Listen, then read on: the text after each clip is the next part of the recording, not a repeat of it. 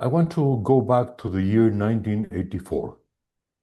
The one-party system of Mexico had been ruling since 1929.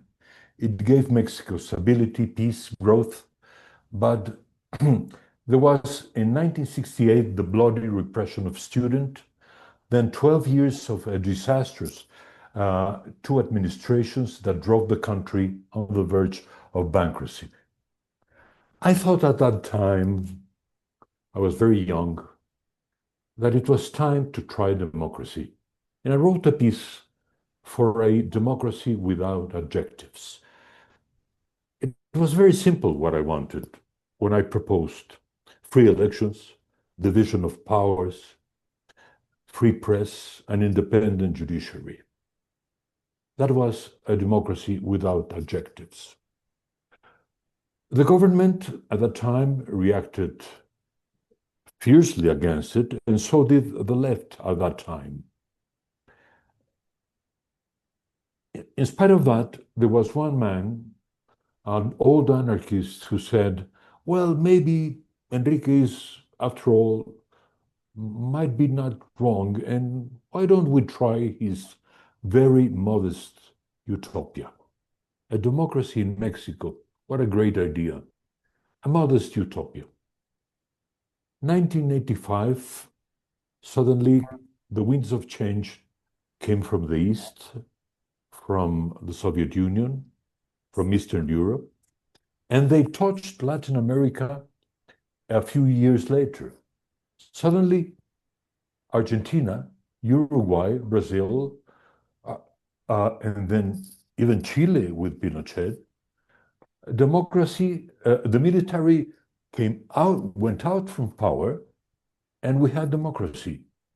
And even in Nicaragua, they had elections, so only Mexico and Cuba, of course, was missing. It seemed then that democracy was, after all, not such a bad idea to try. Ernesto Zedillo was president in 1994, and after a few years, he took democracy seriously, and in the year 2000, in that wonderful, hopeful year of the new century and the new millennia, Mexico was doing something extraordinary, a peaceful and orderly transition to democracy. We had an independent National Electoral Institute. We had real elections, division of power, and we had complete freedom of press.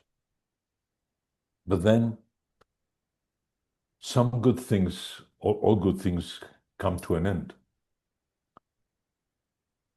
Populism had appeared not only in Mexico, but in Latin America and elsewhere. And I took very seriously the appearance of populism. And I wrote a decalogue of populism in the year 2005, noticing that there was something very deep and dangerous about that new kind of autocracy, a popular autocracy, new and old, because of course there were echoes in the Roman history and in the Greek history, demagogues. Yes, but demagogues in the age of mass communication. And here we had Hugo Chavez in Venezuela and Andrés Manuel López Obrador in Mexico. I wrote a piece 20 years ago, a long essay about López Obrador, saying that his brand of populism was very special. He was a kind of redemptionist populist, a populist with a touch of religiosity. I called him, and it was not an insult, the tropical messiah. And that essay had some impact. Immediately I went to Venezuela, and I spent a year studying Venezuela with Hugo Chavez, and I wrote a book. I called it El Poder y el Delirio, Power and Delirium. Well, it turned out that the ideas that I had pointed out in that decalogue of populism and in that book turned out to be, sadly, a kind of prophecy for Mexico. Because after two unsuccessful attempts, in the year 2018, Andrés Manuel López Obrador, popularly known as AMLO, became president of Mexico. And there's a sad thing about being a kind of Cassandra, because people think that Cassandra wishes what she prophesied, or a prophet wishes what one prophesied. I did not wish to see the drug trails being allied with the government. I did not wish the destruction of every institution in Mexico, not institutions very early, young institutions, but institutions of the republic, division of power, health, culture, education. Almost every institution in this country that has been also a serious country of devoted to building institutions. That was what Mexico was for many years, decades, and of course, the harassment of freedom.